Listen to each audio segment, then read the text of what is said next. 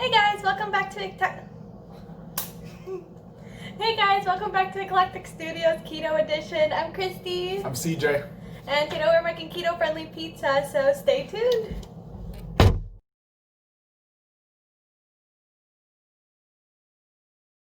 Alright, so today, like we said, we're making some keto-friendly pizza. All these ingredients right here that you see are all from Aldi's.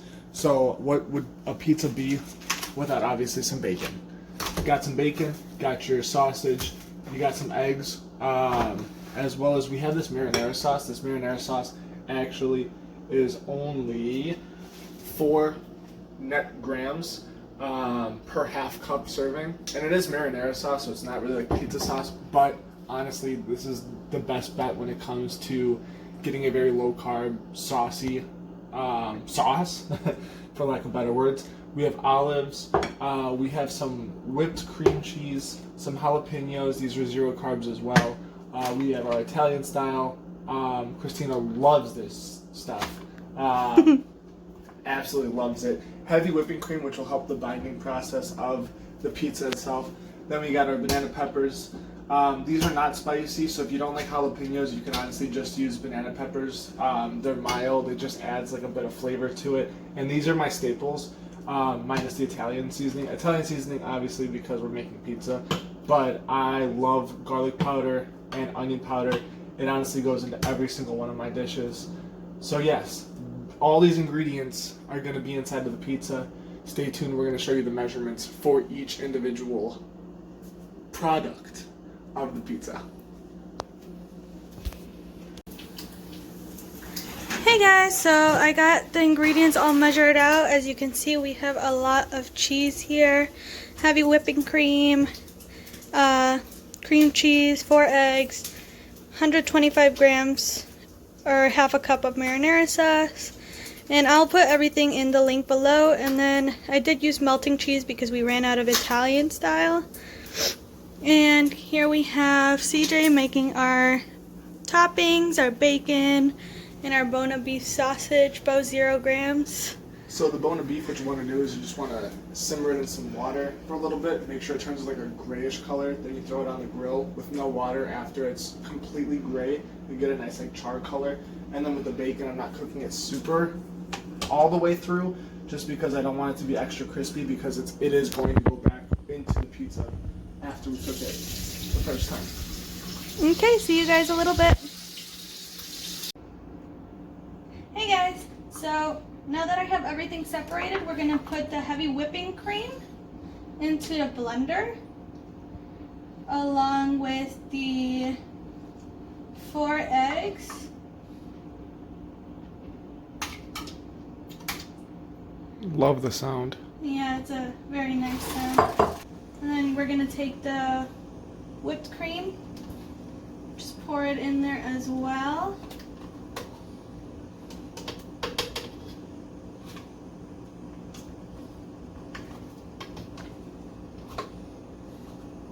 And as she's doing this, just want to say that honestly, heavy whipped cream cheese is a lot better for this recipe than regular cream cheese. Regular cream cheese clumps up a lot, but the whipped cream cheese is nice and soft. And then I'm also adding the Italian style cheese, some Italian seasoning. Just for taste. Yeah, we like Italian seasoning. And something CJ forgot to mention earlier was that he was putting Italian seasoning on the bacon and the Bona beef sausage while he was baking it. You can see it's already on there. And then we just use garlic powder and onion powder.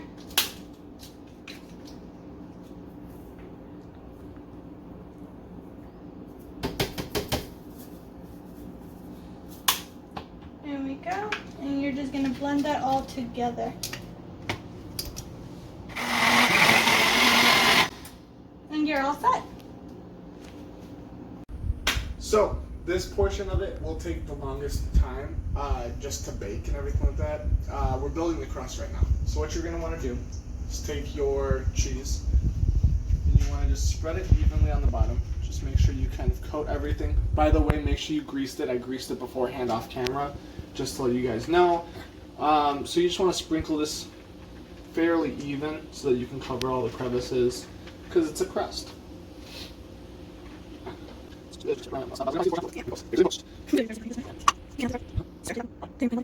So for us, like we said before, we kind of ran out of the Italian cheese, but now we're putting melting cheese on top of it. The reason I used the Italian as the base to start off with is about the Italian cheese. What it does is it's actually more of a crispier cheese when you cook it. It likes to cristen up when it's on like the face of the heat. Melting cheese does more of the opposite. It just, as the name says, it just melts. So this is going to be more like the ooey gooey type cheese rather than like the crust itself.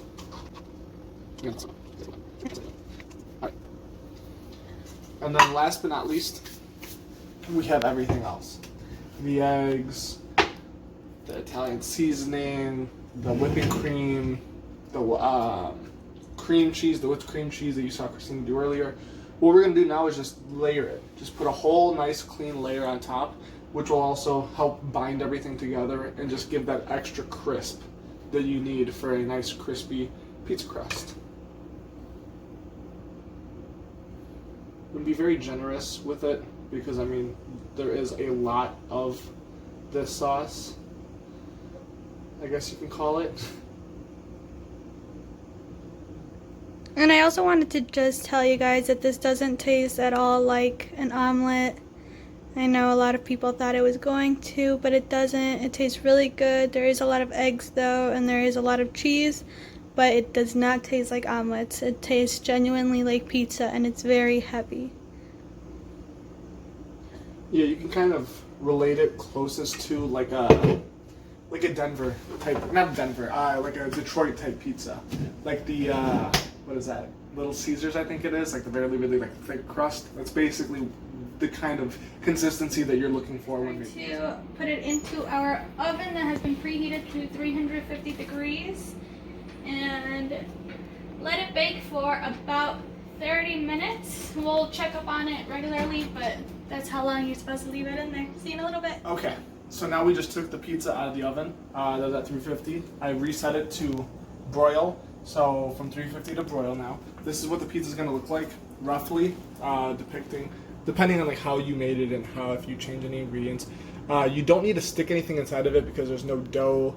The eggs are fully cooked, so if you want to stick something in to see if the eggs are fully cooked, by all means do so. Ours right now is ooey and gooey, so that's not from the eggs, that's just from the amount of cheese that we have in there.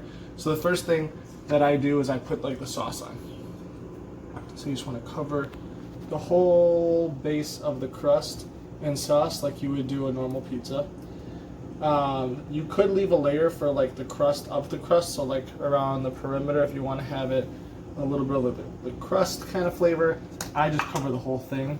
It's more of like a pizza casserole than anything else. So you just lightly put everything on. Then, we're from Chicago, so the way that I like to make pizza is the same way that I make my deep dishes. And that's, I put the toppings on afterwards. So put the pizza sauce on, then you put the toppings on right afterwards.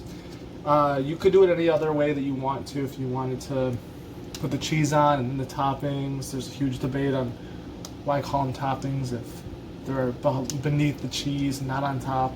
But I put my toppings on right underneath, right above the sauce.